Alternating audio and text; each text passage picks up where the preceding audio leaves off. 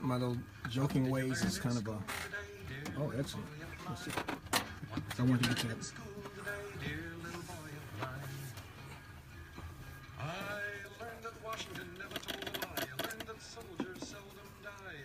And can you put that mic a little bit closer? As long as I don't put it, that's great. So you don't want to put it in front of your face there. So, all right. Come on, man, smile. No, you're alive. You can wave to whoever might. Kat join. Yeah. Say hello to Kat. Andrew and Lillian's mom. Hey, Kat.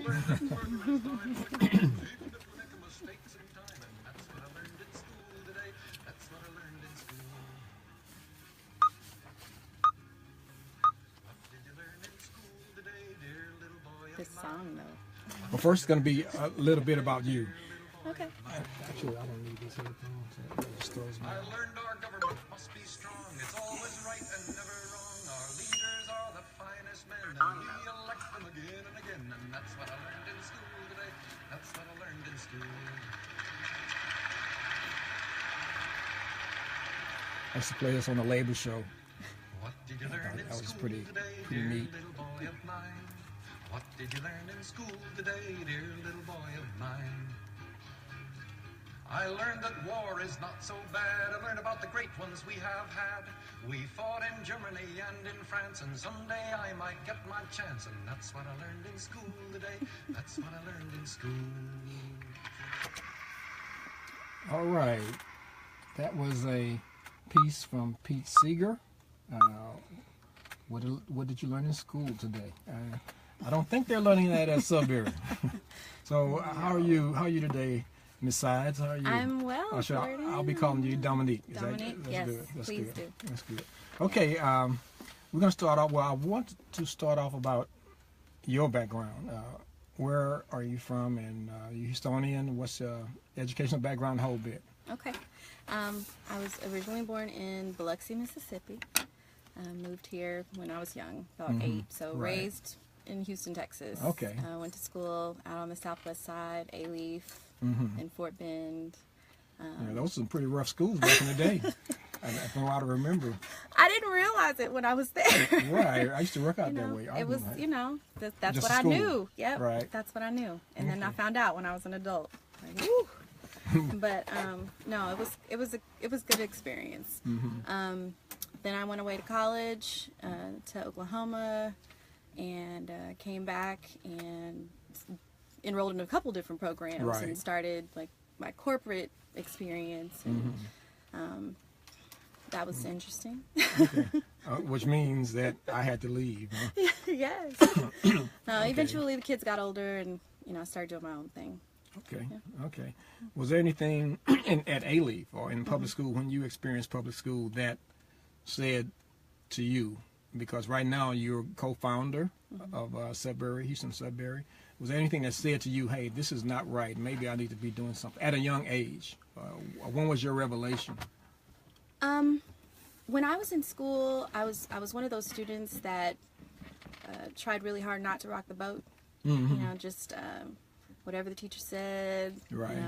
Get the A's, keep everybody happy, path of least resistance. Right. And I saw the struggles that some of the other students had. I always considered my school experience to be excellent, my own personal school experience. However, as an adult looking back, I realized that there was still something wrong even with that.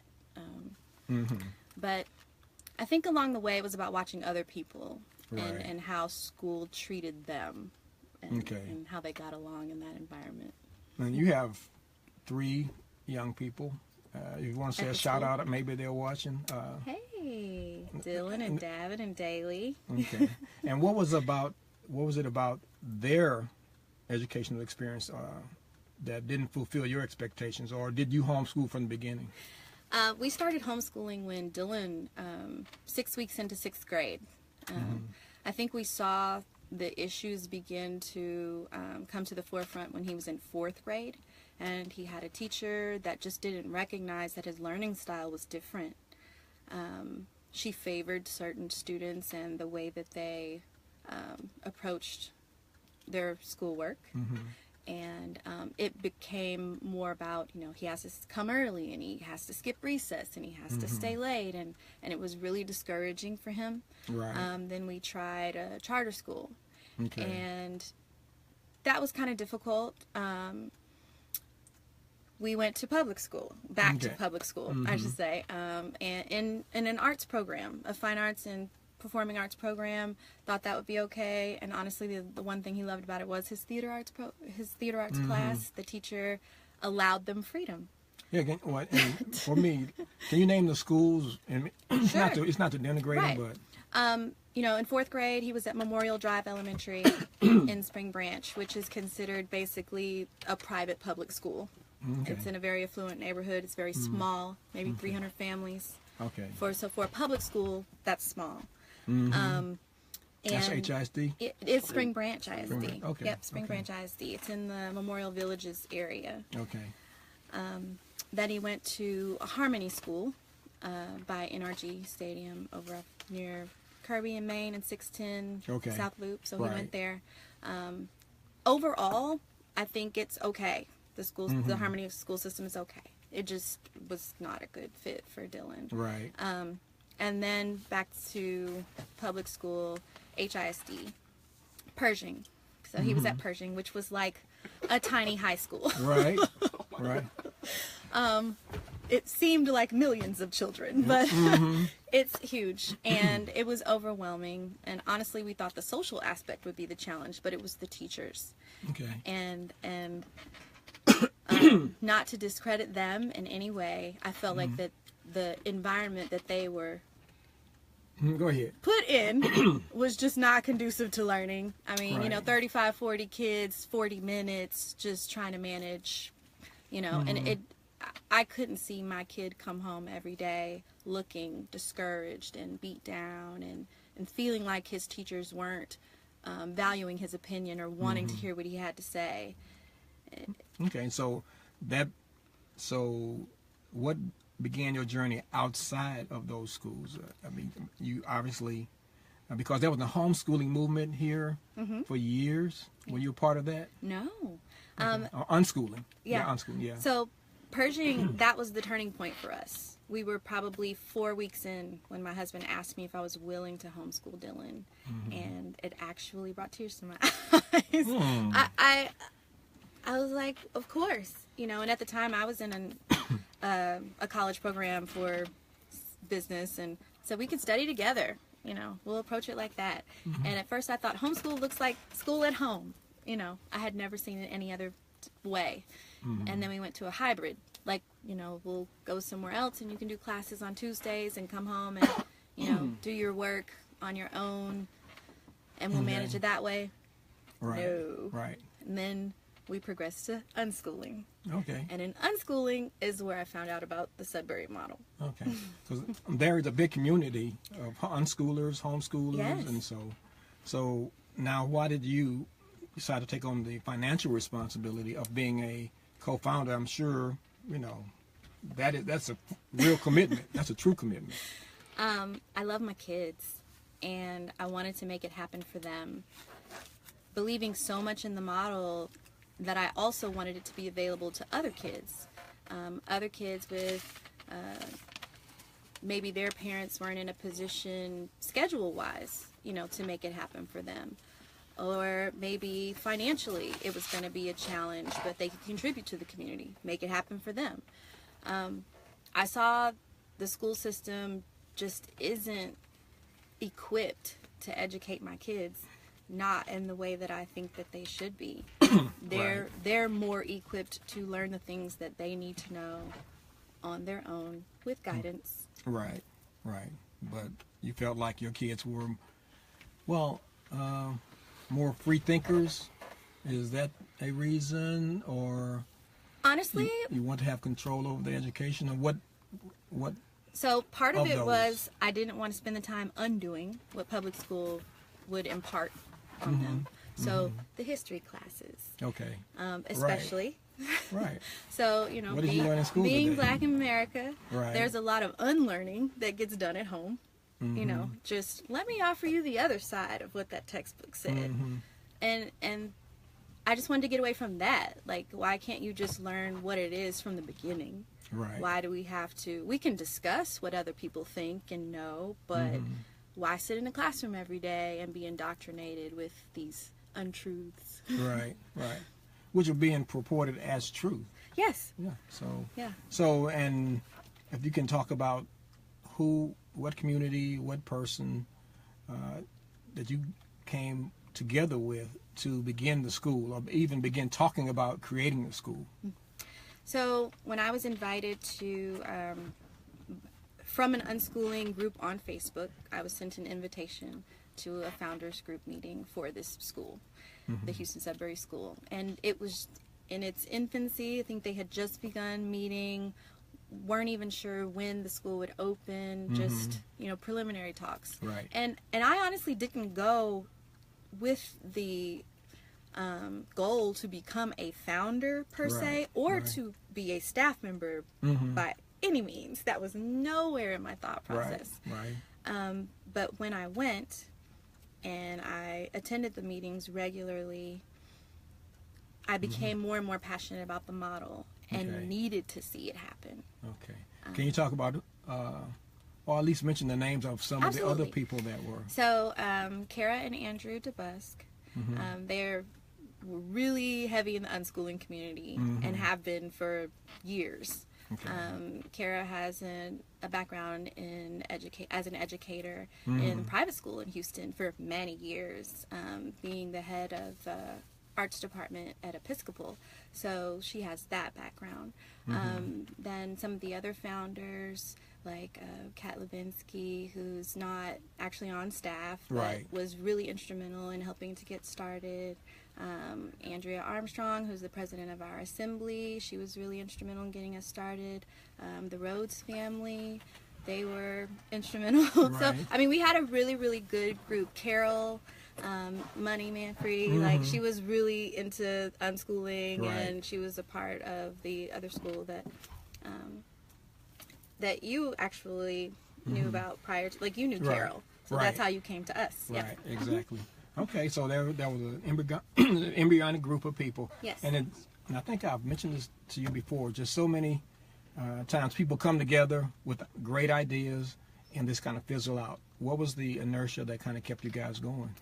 I think for all of us, it was about our children finding, like, a place where they could land, tribe, you know, having a community that mattered to them.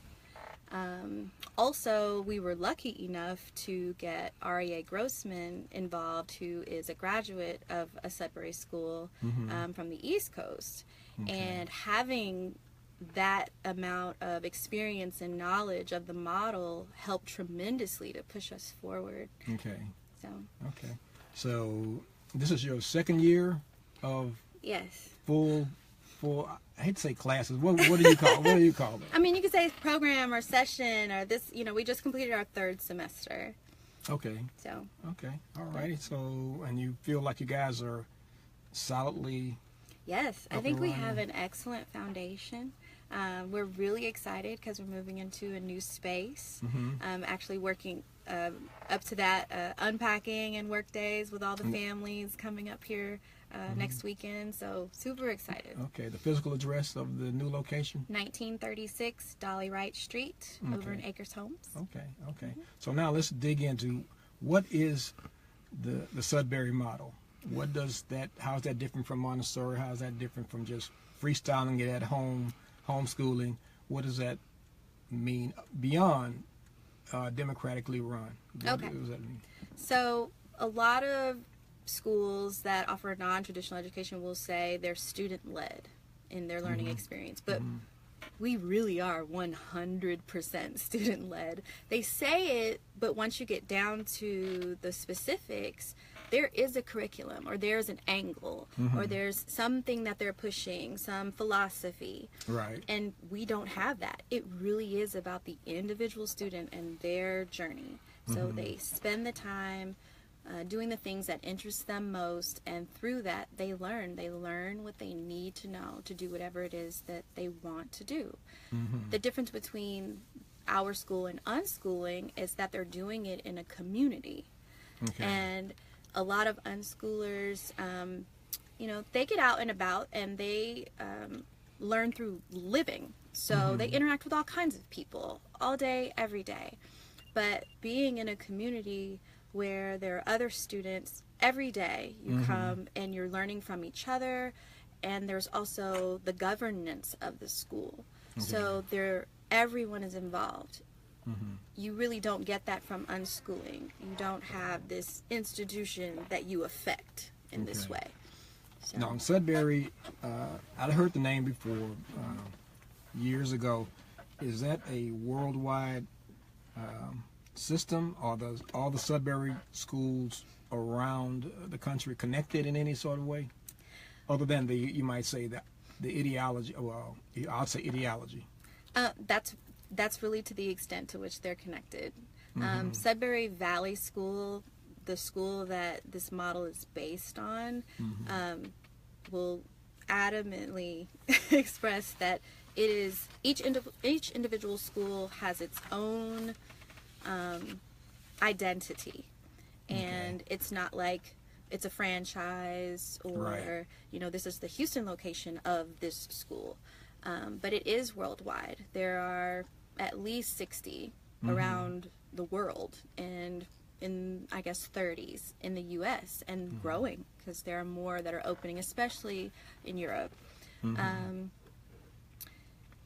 Everybody has their own identity, but we do all connect. So we have online forums where we discuss things with other staff members from other schools, just to have that support and a sense of larger community, to make sure everybody's focusing on maintaining the core values of what a Sudbury school is.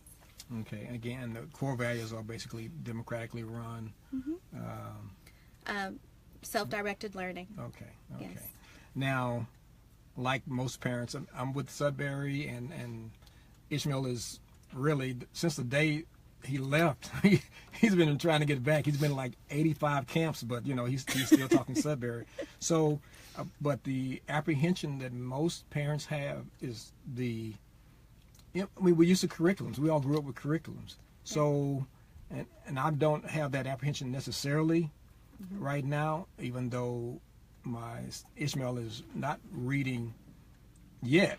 I'm sure he'll get there. But how do you address the issue of a lack of curriculum to those people who want to be there but hadn't made that jump yet? A lot of it is just about staying educated about the model yourself. So for the parents, reinforcing your allegiance to the model through watching the videos and reading the books, and just being encouraged and talking to the other families. But ultimately, your child will learn what they need to know to do whatever it is that they want to do. So the reading, it comes when it's necessary for them. Best example is a student that plays Minecraft a lot on the computer. Like this guy named Ishmael. Right. So student plays Minecraft a lot, all day, every day. Parent is concerned, can't they do something else? But they're learning a lot about things concerning spatial stuff, building, hosting servers. I mean, there's all kinds of stuff. Then they decide, oh, I want to learn how to read because all of my friends are talking to each other in the chat box, and I don't know what they're saying, and I can't communicate back. That's frustrating. That gives them the intrinsic motivation to learn, to read. So it clicks because they want it. They need it. That's the next step in being able to function in that environment. Right. I want to be able to communicate with the people that I'm interacting with, and I can't. So, unless they have a dad that they can walk up to and say, what does this say? Or what does this say? But I'm sure, but even in that, there's learning, because what does this say? I'm looking at it and I can't make sense of it, and you're telling me what it says. So maybe I'll begin to recognize that this sounds like this. It looks like that, but it sounds like this. That's part of the process. Okay. Now, another, I think, question that many would have is, what tools? I mean, the kids just don't walk in every day to an empty space. Are there tools, when I say tools, books, games, other, of course, computers, but what other vehicles that they have to access to, you know, express themselves? Right. So when we got started, we took a poll, I guess, or just, you know, as a community, including the students that were starting that very first semester, we met up at the space and we asked, what do you want here? What do you need here? So books are kind of the default, like, okay, we're going to have books. There are people who love to read. It's good that we picked up some popular titles because some new students come and oh, you have this or you have that. But they also give input. Can we get this for our library or that for our library? So we have a running list of what the kids want for their library. We have board games that people donated. But a lot of the students brought the things that they wanted when we first started. We've got consoles that the kids enjoy playing. Of course, we have computers. We've had a family, my family actually, offered to donate microscopes, like high-level scientific equipment, once we move into the new building. And some of the kids are interested in that. Our IT person, part-time staff person, co-founder, Andrew, Artelt, he has donated computers that the kids have actually deconstructed. So, yeah, it just, the community brings in what they want or requests what they want, and the parents source it or the school does. It just depends on what it is. And speaking of what other people bring in as far as donations, do you accept donations, and what sort of donations, if you do accept them, would the school be looking for? Well, in general, yes. In general, we accept donations, and usually we post about it on Facebook. The list changes, it evolves over time, and moving into this new space, there are going to be things that they come up with in the next 2 months, I guess, after school starts, that they want because they now have space for it, or they've decided on a new purpose for a room that they just didn't have before. So visiting the Facebook page for Houston Sudbury School is probably the best way to go about figuring out what kind of material donations we would need, but we also take monetary donations, and that's on our, there's a link on our website. Okay. If I'm a new parent, heard about Sudbury, I've seen your face on television a whole bit, so I'll go out to your location. What is, take me through the kind of walkthrough that a person would get for the new school. Okay. So they could schedule a tour with Kara. Kara is who schedules our tours. They would get walked around the campus and talk about some of the, I guess, higher level components, things that are touched on our website, answer any questions that they may have. If they're interested in moving beyond that, they would schedule an interview. And the interview is really more about making sure that the parent understands the model and that, you know, the student knows what to expect. Okay. And that's it. It's not about, oh, do we want you here? It's not like that. If they decide to move forward after the interview, they have a visiting week. And the visiting week is more about the student's opportunity to see how they feel about fitting into the community, and the community, how it, you know, changes with the student there. So is it a good fit for everyone? That's what the visiting week is about. Okay. And usually at the end of the week it's determined that it is, and then you move forward and enroll, you know, the next day if you want, or you know, come up with a date that works for everybody. And okay. You know, so. Okay. What are the hours? Well, let me go back. Okay. Once you enroll, we really can't talk fees and prices, but they can find that information on the website? It's on the website. Okay. Yes. Now, my kids enrolled, and Ishmael, who is my son and attends the school, was one of the youngest last year, so the requirements for attendance, as hours at least, weren't up to what the other kids were doing. Right. So you can talk about when the school day starts, if it's an extended day, and what is the minimum, you might say, I'll just say expectations for the children to attend every week. So the school day starts at 8:30. We do have extended day if someone needed to drop off as early as 7. That's available. Then the school day ends at 3:30. Students are required to arrive by 10 a.m. Okay. The reason we set... Yeah, I gotta figure that out. I gotta learn that the hard way. Yes, you did. Yeah. And then told me, well, I have 3 children, and and I said, really? Like you didn't. Like have, I don't have 3 right, children. Right. Also. Right. Yeah, that's a. But again, but that's great. I mean, it's a flexible Flexible. start. Yes. So 10 a.m. The logic behind that is that we have our judicial committee meets at 11, and judicial committee is where we manage how, if there is an infraction on the rules which are set by the school community, then any of those infractions we handle at 11 on a daily basis as necessary. So people have time to come in and get settled, do whatever they need to do, see if they're required to be in judicial committee or not, and go on about their day. So that's really the logic behind the 10 a.m. But it gives a lot of room for flexibility, because we also don't require 5-day-a-week attendance at this time. Okay. So people can come 4 days a week and fulfill the hours that they need for attendance. They get 5 personal days per semester that can be used however. I mean, say you want to take your family's taking an off-peak vacation or something like that, then you would use those days. Maybe, I don't know if I missed you mentioning the number of, you might say, expected hours per week. So 20 okay. hours for a full-time student that Okay. is over 7 years old. Okay. And under that, it's 12 to 15. So 3 days a week. Well, I arriving see by 15 10. hours, under 7, Yes. 15 hours over 3 days. So, or they can, or more. Yes, It's not absolutely. restricted to. That's the minimum. So. A lot of times, younger students will come in and they may start only coming a few days a week, and then they want to be there all the time, as you very well know. Right. And okay, your new school is. I'm guessing there's a really large kind of space, So outside space. one of the reasons we're so excited is because we're on an acre. Okay, great. All right. Which is exponentially larger than when we were. We had a wonderful backyard in Independence Heights, especially for being that close into the city, but we're really excited to have an acre, gated. It has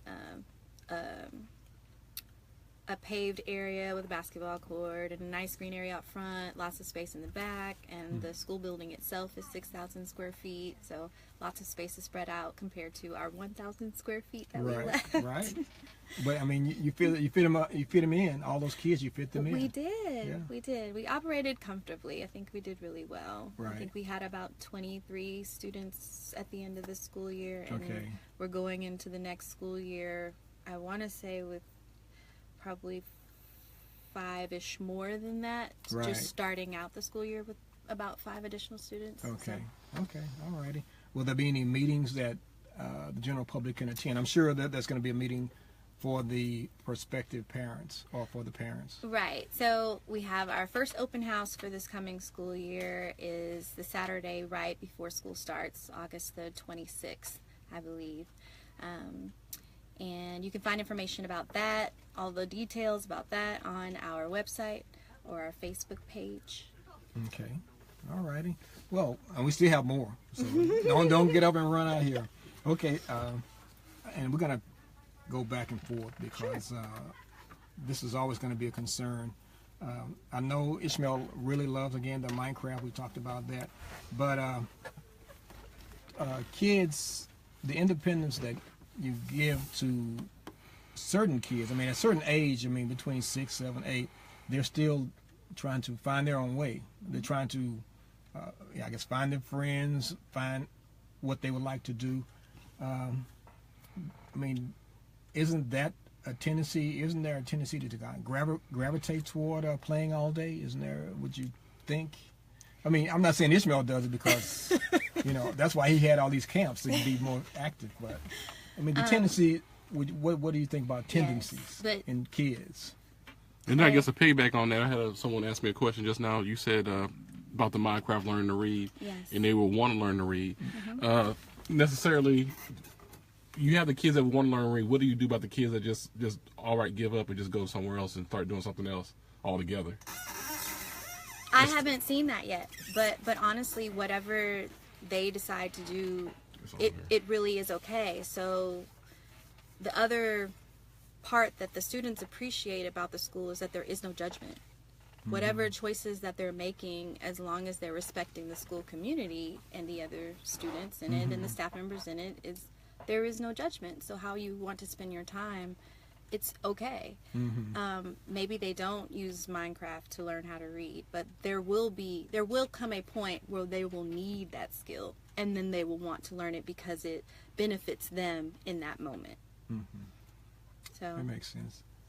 There's always conflict. Humans have conflict. Yes. So certainly you're going to have with young people. Absolutely. In a communal, for lack of a better word, setting, there's conflict. How is that resolved? How is that mediated? So the daily judicial committee session that I mentioned earlier, this is the only requirement of the students in the community and the staff members, aside from chores. So we have a chore system, so there's that. So everybody That's contributes to keeping the school building neat.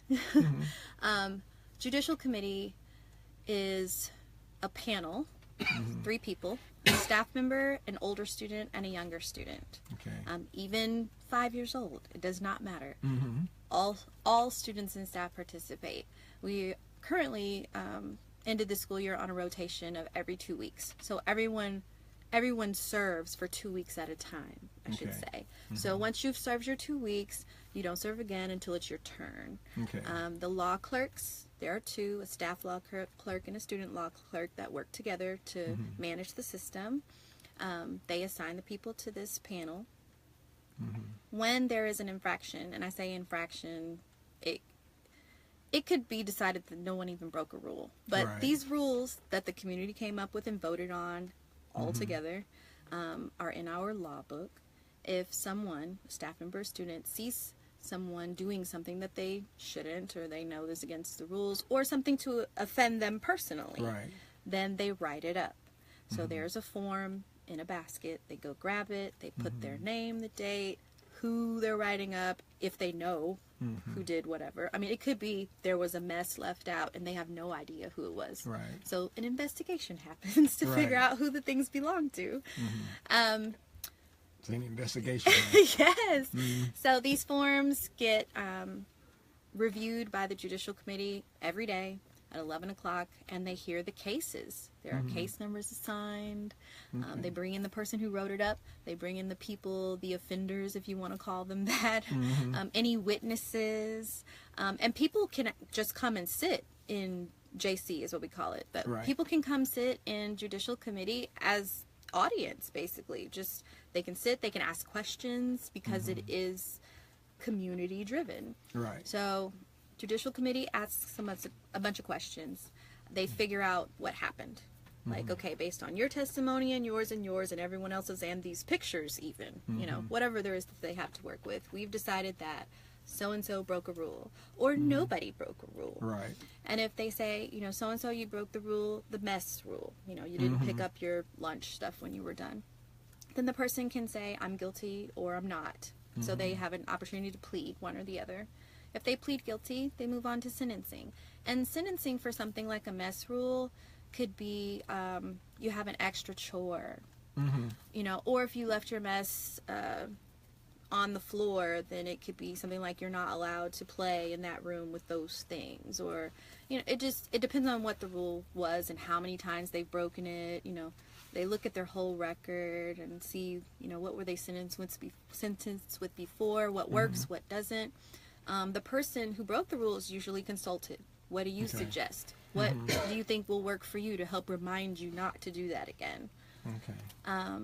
Quick question. On your frequently asked questions, it says, will my child be safe? And I'll just kind of extend that to if a child, and this didn't happen to Ishmael, so this is just an example. Being, I can't say harassed, but they felt they were bullied, or they feel most kids, there's a tendency for most people generally not to raise the issue, just trying to sweep it under the rug. I mean, I don't know if you can do anything about that per se, but what do you think about those issues? So we've had families come with those concerns, issues that they've had in the public school system, you know, where their child was having problems with other students and they brought it to the teacher and it didn't seem like anything was being done, or to the administrator and it seems like nothing was being done. And, you know, they kind of throw their hands up and was like, this won't work for us.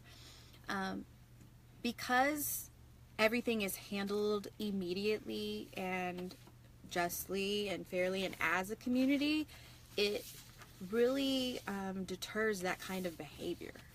So one of the things that happens with the students having a say in everything that goes on when they want to participate, you know, in voting on rules or establishing rules, is they have a sense of ownership. Right. It is their school, and they don't want to do anything that's going to jeopardize the existence of their school. They understand that it's non-traditional, and not everybody would want to take the time to see the positive because it's new and it's different.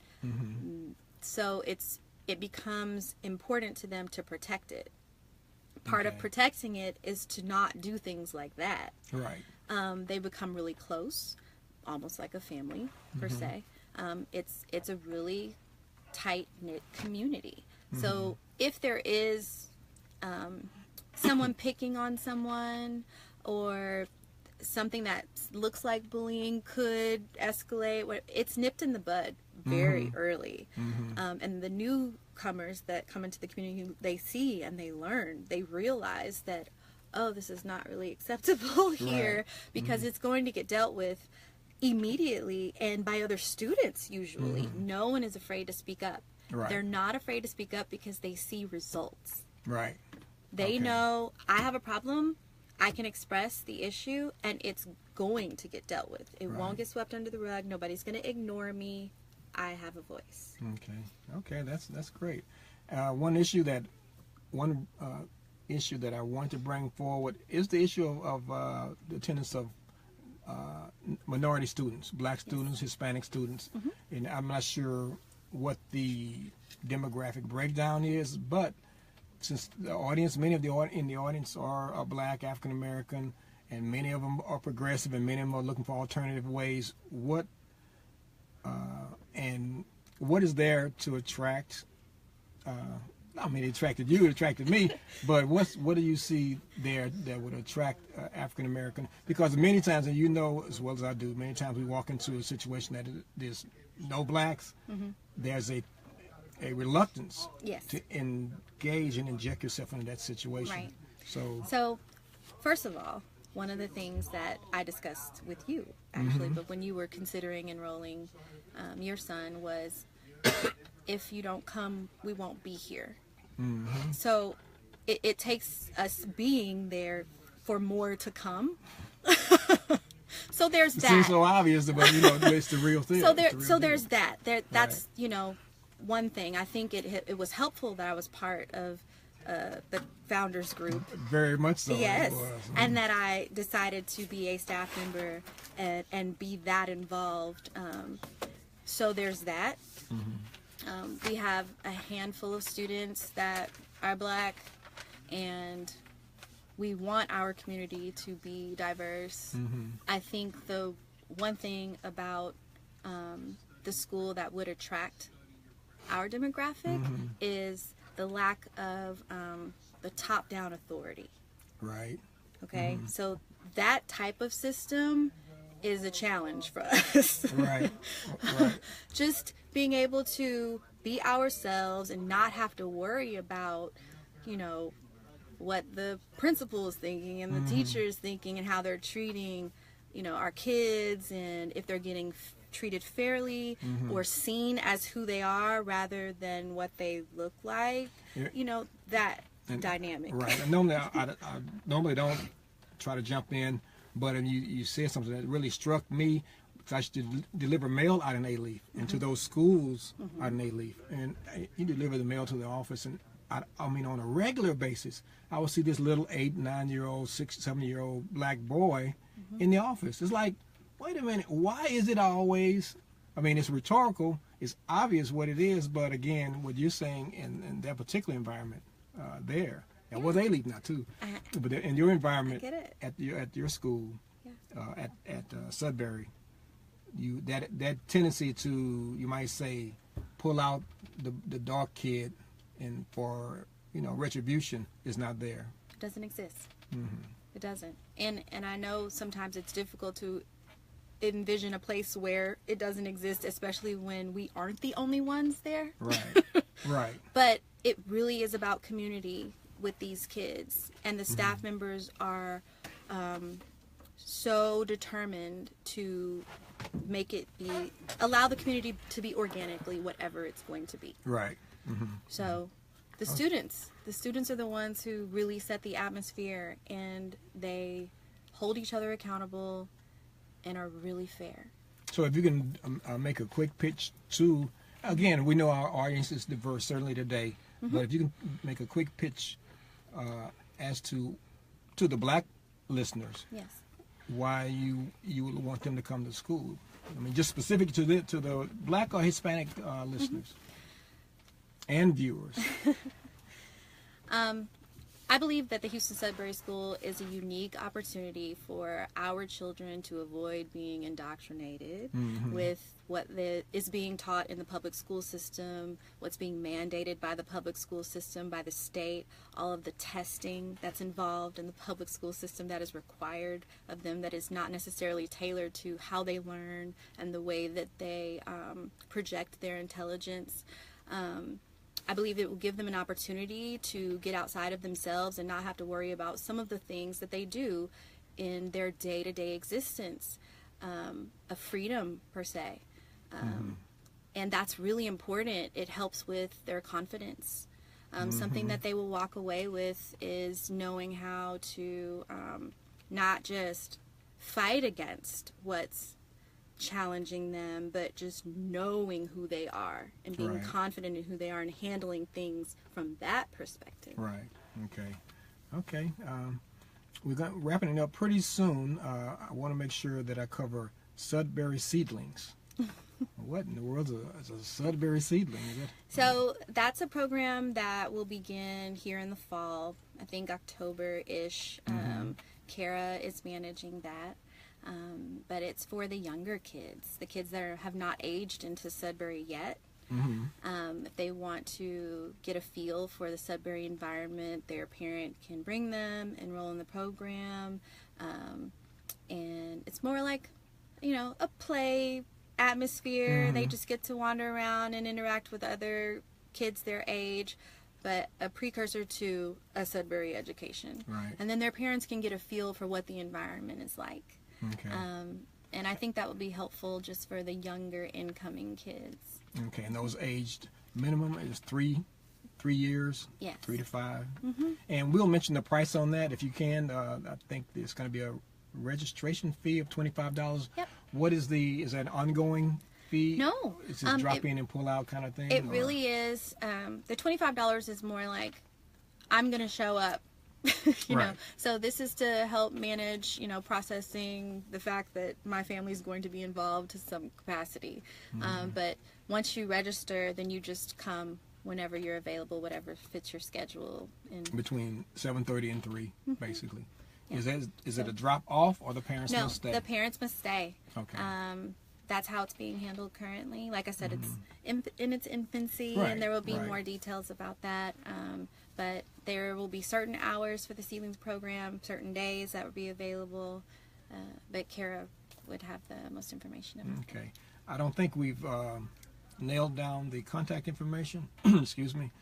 All the contact information. And if a person wanted to volunteer, how would that work out? HoustonSudburySchool.org. Go to HoustonSudburySchool.org. Again, it's there. HoustonSudburySchool.org. Right. All of the information that you need is there. Address, phone number, Facebook page, Instagram, all of it. Okay. And all of the details concerning making donations, volunteering, enrolling, open houses, all there. And for the Seedlings, there's a book that goes along with that registration fee, the Dr. Peter Gray's book, Free to Learn. Yes. I'm going to put you on the spot. Have you read it? Have you? I have. Okay. I've read it. I've read a couple different things that Peter Gray has put out. I follow him on Facebook. And his underlying, you might say, his message. What is his underlying message? That play is the work of children. Mm-hmm. Really, Oh. that you learn through play. Right. That's really his baseline message. It's Okay. Well, we're going to wrap it up here. I'd like you to get out any other information you'd like to, or if not, do that. At least say again why you feel that you'd like people to come and join us at Sudbury. for the Sudbury School to be as dynamic as it could be. The people have to come. So come check us out. Go to the open house on August 26th. Visit the website. Read the information. Dig around a little bit. There's so much out there to help understand the model. But come see us. Mm-hmm. All right. We've been speaking with Ms. Dominique Sides, co-founder, co-owner of the Sudbury Schools. We really appreciate your time. I've been trying to track her down for a year. Okay. But I'm here. We got her here. So we really appreciate you being here. Thank you for having me. We look forward to seeing you either August 26th or certainly this coming school year. Yes, absolutely. Okay. This is KPFT Houston. I think we got that right on time. The station ID. This is Black on Both Sides, and we'll be back after this. Woo. So what you think, man? You're a pro. You need to knock it off. You need to quit. Yeah, that was great. Thank you. Thank you for having me. And, you want to say bye to your fans? Okay, I'm gonna cut it off.